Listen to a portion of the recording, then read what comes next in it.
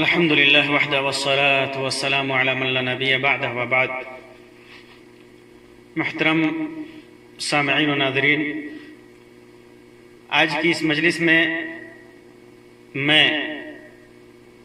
ایک ایسی حدیث سے متعلق گفتگو کروں گا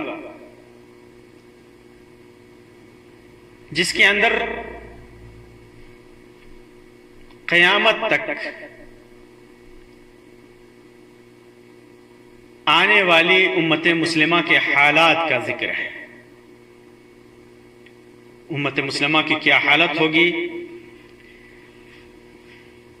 اس کا بالاختصار ذکر ہے۔ یہ روایت ثوبان رضی اللہ تعالیٰ عنہ سے مروی ہے، جسے امام مسلم اور دیگر محدثین جیسے امام ابن حبان وغیرہ نے بعض نے اختصار کے ساتھ اور بعض نے قدر تفصیل کے ساتھ اسے روایت کیا ہے۔ اللہ کے رسول صلی اللہ علیہ وسلم نے فرمایا، ان اللہ زوى لی الارض، اللہ تبارک و تعالیٰ نے میرے لیے زمین کو لپیٹ لیا۔ زمین کو لپیٹ کر اللہ تبارک و تعالیٰ نے نبی اکرم صلی اللہ علیہ وسلم کو دکھایا، فرأیت مشارقها ومغاربها، میں نے اس روئے زمین کے مشرق کو دیکھا، مغرب کو دیکھا، پورب دیکھا، پچھم دیکھا۔ وَإِنَّ أُمَّتِي سَيَبْلُغُ مُلْكُهَا مَا زُوِّيَ لِي مِنْهَا، اور جتنی زمین مجھ کو لپیٹ کر دکھائی گئی تھی، میری امت کی حکومت وہاں تک پہنچے گی۔ میری امت کی حکومت وہاں تک پہنچے گی جہاں تک اس زمین کو لپیٹ کر اللہ تبارک و تعالیٰ نے مجھے دکھایا تھا۔ وَعُوتِيتُ الْكَنْزَيْنِ، اور مجھے دو خزانے دیے گئے، دو خزانے دیے گئے، الاحمر والابیض، احمر لال خزانے اور ابیض سفید خزانے۔ احمر لال خزانہ سونا ہوتا ہے، ابیض سفید خزانہ چاندی ہوتا ہے۔ لیکن اس سے مراد کیا ہے؟ الاحمر سے مراد ملک شام ہے، اور ابیض سے مراد ملک فارس ہے۔ فارس کو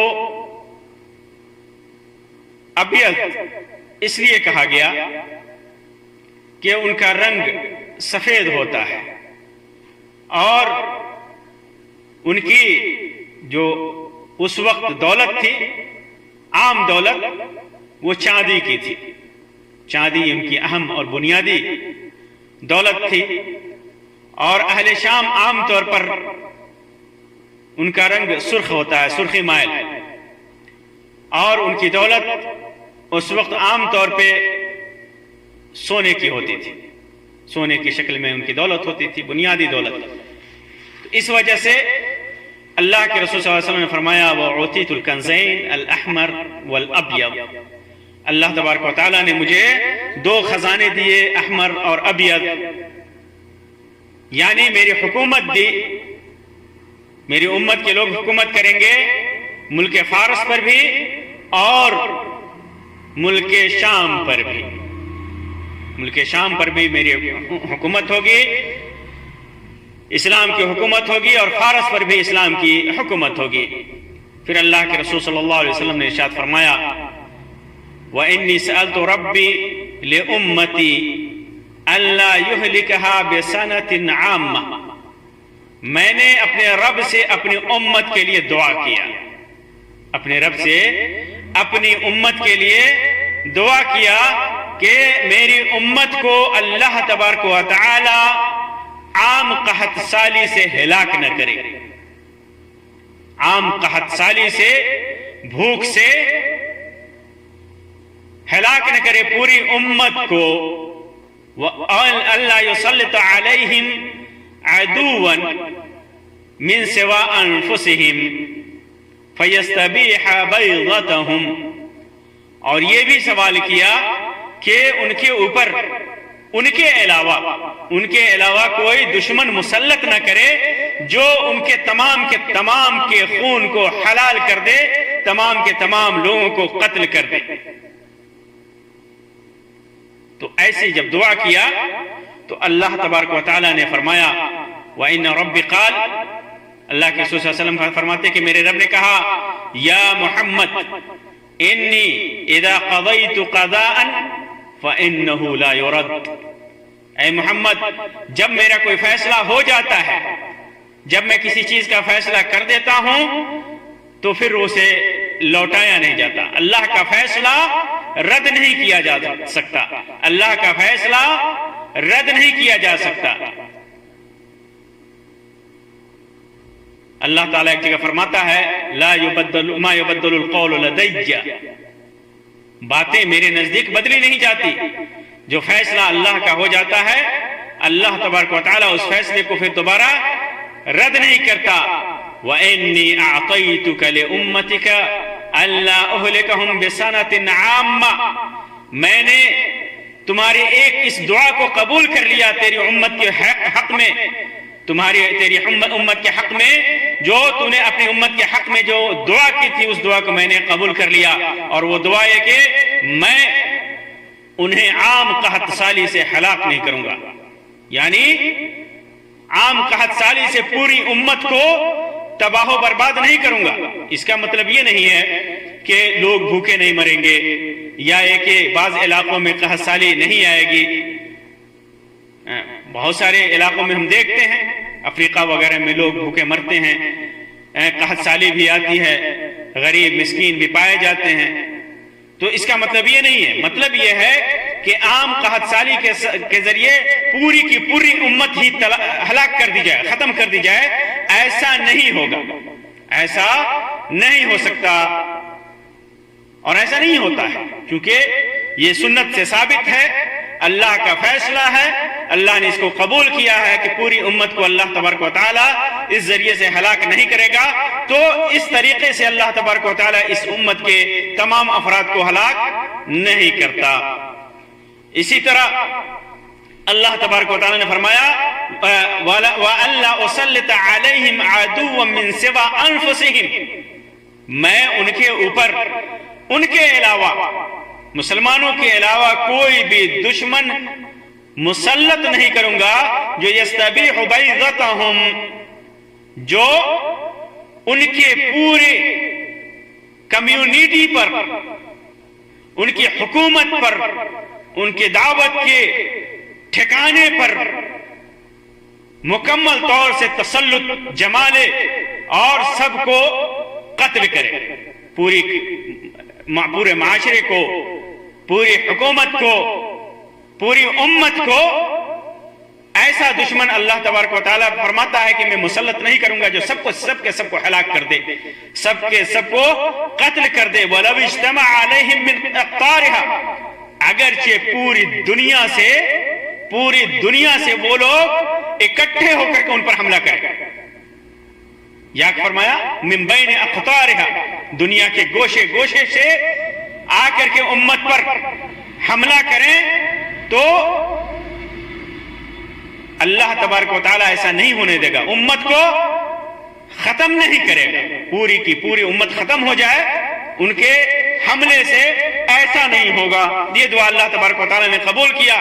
حتی یکون بعضهم یہلک بعضا ویسبی بعضهم بعضا، یہاں تک کہ ان میں سے آپس ہی میں ایک دوسرے کو قتل کریں گے، آپس ہی میں ایک مسلمانوں کی جماعت دوسرے مسلمانوں کی جماعت کو قتل کرے گی، ایک مسلمانوں کی جماعت دوسرے مسلمانوں کی جماعت کو قید کرے گی، لیکن دشمن پوری کی پوری امت کو تباہ کر دے، ہلاک و برباد کر دے، قتل کر دے، ایسا نہیں ہو سکتا۔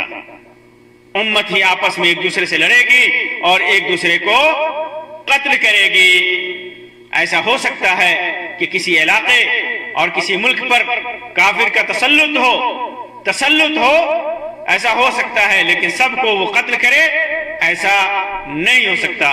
اور ایک روایت میں ہے اللہ کے رسول صلی اللہ علیہ وسلم نے فرمایا انما اخاف على امتی من الائمة المضلین واذا وضع السيف في امتی لم يرفع عنها الى يوم القیامہ. میں اپنی امت پر جن لوگوں سے ڈرتا ہوں تو یہ گمراہ حکمراں ہیں، گمراہ ائمہ ہیں، گمراہ قائدین ہیں. جب یہ لوگ گمراہی کی دعوت دیتے ہیں، گمراہی کی طرف بلاتے ہیں، خود گمراہ ہیں اور لوگوں کو گمراہ کرتے ہیں. اذا وضع السيف في امتی، میری امت سے جب تلوار اٹھا لیا جائے گا، تلوار امت کے لوگ رکھ دیں گے، تلوار کا استعمال نہیں کریں گے، لم يرفع عنها، تو پھر وہ تلواریں قیامت تک نہیں اٹھائی جائیں گی. ولا تقوم الساعة حتى يلحق قبائل من امتی بالمشرکین، اور قیامت اس وقت تک قائم نہیں ہوگی جب تک میری امت کے بعض قبائل مشرکین سے جا نہ ملیں، یہاں تک کہ بتوں کی عبادت ہونے لگے گی. اور فرمایا وَإِنَّهُ سَيَكُونُ فِي أُمَّتِ 30 كَذَّابُونَ كُلُّهُمْ يَزْعَمُ أَنَّهُ نَبِيٌّ، اور میری امت میں 30 کذاب ہوں گے، دجال ہوں گے، 30 ایسے لوگ ہوں گے جو جھوٹ بول کر کے کہیں گے کہ وہ نبی ہیں، وہ خود نبوت کا دعویٰ کریں گے. وَإِنِّي خَاتَمُ النَّبِيِّينَ، اور جبکہ میں آخری نبی ہوں، نبیوں کا خاتمہ مجھ پر ہوا ہے، نبوت کا سلسلہ میرے اوپر ختم ہوا ہے. لا نبی بعدی، میرے بعد کوئی نبی نہیں آئے گا. وَلَن تَزَالُ طَائِفَةٌ مِّنْ أُمَّتِي عَلَى الْحَقِّ، میری امت کی ایک جماعت، میری امت کا ایک گروہ ہمیشہ حق پر رہیں گے، ظاہرین غالب رہے گی وہ جماعت. لا يضرهم من يخذلهم حتى يأتي امر اللہ، جو ان سے دشمنی کرے گا، جو ان کو ستائے گا، جو ان کو پریشان کرے گا، تو کسی کا ستانا، کسی کا پریشان کرنا ہے، کسی کا ان کو ذلیل کرنا، یہ انہیں کوئی نقصان نہیں پہنچائے گا. وہ حق کی دعوت دیتے رہیں گے، حق کی طرف بلاتے رہیں گے، حق پر قائم رہیں گے، توحید پر قائم رہیں گے، سنت کو قائم رکھیں گے، یہاں تک کہ اللہ تبارک و تعالیٰ کا معاملہ آ جائے گا، قیامت کا وقت آ جائے گا، قیامت کا وقت آ جائے گا. اسی طرح ایک روایت میں ہے اللہ کے رسول صلی اللہ علیہ وسلم نے کہا کہ میں نے اپنے رب سے 3 چیزوں کی دعائیں مانگی تھی، 3 چیزیں مانگی تھی، جن میں سے 2 چیزیں تو قبول ہو گئی، لیکن ایک چیز قبول نہیں ہوئی. ایک چیز سے منع کر دیا میرے رب نے، اللہ تبارک و تعالیٰ نے منع کر دیا. اور میں نے درخواست کی تھی کہ اے اللہ میری امت کو قحط سالی کے ذریعے ہلاک نہ کیا جائے، تو میری یہ درخواست اللہ تبارک و تعالیٰ نے قبول فرما لی. پھر میں نے دعا کیا کہ میری امت کو پانی میں غرق کر کے ہلاک نہ کیا جائے، کہ میری ساری امت کو پانی میں غرق کر کے ہلاک نہ کیا جائے، تو اللہ تبارک و تعالیٰ نے میری اس دعا کو بھی قبول کر لیا. لیکن جب میں نے یہ دعا کی کہ میری امت کے لوگ آپس میں نہ لڑیں، آپس میں دست و گریباں نہ ہوں، آپس میں ایک دوسرے سے جھگڑا نہ کریں، تو میری یہ دعا قبول نہیں کی گئی. آپ دیکھیں گے آج کے دور میں، بلکہ اللہ کے رسول صلی اللہ علیہ وسلم کے بعد ہی سے جب فتنوں کا ظہور ہوا، منافقین نے جب چالیں چلی تو صحابہ کرام نے ہی آپس میں لڑنا شروع کر دیا. پھر اس کے بعد سے آج تک امت آپس میں ایک دوسرے سے دست و گریباں ہیں، ایک دوسرے کو قتل کر رہی ہے. یہ امت آپس میں اختلاف اور انتشار کا شکار ہے. تو یہ امت کے حالات کے بیان کے لیے یہ حدیث کافی ہے کہ اللہ تبارک و تعالیٰ اس امت کے اندر ایسا عذاب نہیں بھیجے گا جس کی وجہ سے پوری کی پوری امت تباہ و برباد ہو جائے، چاہے وہ قحط سالی کے ذریعے، چاہے وہ غرق کیے جانے کے ذریعے، سیلاب کے ذریعے، چاہے وہ پوری دشمنوں کے ذریعے، چاہے دشمن پوری دنیا کے کفار کو، پوری دنیا کے مشرکین اکٹھے ہو کر کے ان پر آئے، لیکن پوری امت کبھی ختم نہیں ہوگی، یہاں تک کہ اللہ تبارک و تعالیٰ کا معاملہ آ جائے گا، قرب قیامت ہو جائے گا، قیامت کا دن آ جائے گا. اسی طرح اللہ تبارک و تعالیٰ امت کے اندر ایک گروہ ہمیشہ ایسا پیدا کر کے رکھے گا، ایسا ظاہر رکھے گا، غالب رکھے گا، ایسی امت میں ایسا گروہ موجود رکھے گا قیامت تک جو جنہیں لوگ ستائیں گے، جنہیں پریشان کریں گے، جن کی تذلیل کریں گے، لیکن وہ توحید اور سنت پر قائم رہیں گے، اللہ کے دین کی حفاظت کے لیے کوشش کرتے رہیں گے، اللہ کے دین کو غالب کرنے کی کوشش کرتے رہیں گے۔ پھر اس کے بعد ایک چیز اور اس روایت میں بتائی گئی کہ یہ امت جب جہاد چھوڑ دے گی، جب جہاد چھوڑ دے گی تو پھر جب تلوار رکھ دے گی تو پھر وہ تلوار قیامت تک اٹھائی نہیں جائے گی۔ یہ امت کے حالات کا بیان ہے، مختصر بیان ہے، لیکن یہ اس اختصار میں امت کے لیے ابتدا سے لے کر کے انتہا تک ان کے حالات کا مکمل بیان ہے۔ غور کرنے والوں کے لیے بڑی بڑی نصیحتیں ہیں اس روایت کے اندر۔ اللہ تبارک و تعالیٰ سے دعا ہے کہ اللہ تبارک و تعالیٰ ہمیں فتنوں کے اوقات میں اللہ تبارک و تعالیٰ ہمیں دین پر ثابت قدم رکھے۔ اللہ تبارک و تعالیٰ ہمارے ایمان کی حفاظت فرمائے، برائیوں سے، گناہوں سے، فتنوں سے بچائے۔ آمین یا رب العالمین۔ وآخر دعوانا ان الحمد للہ رب العالمین، وصلی اللہ علی خیر خلقہ وسلم، والسلام علیکم ورحمۃ اللہ وبرکاتہ۔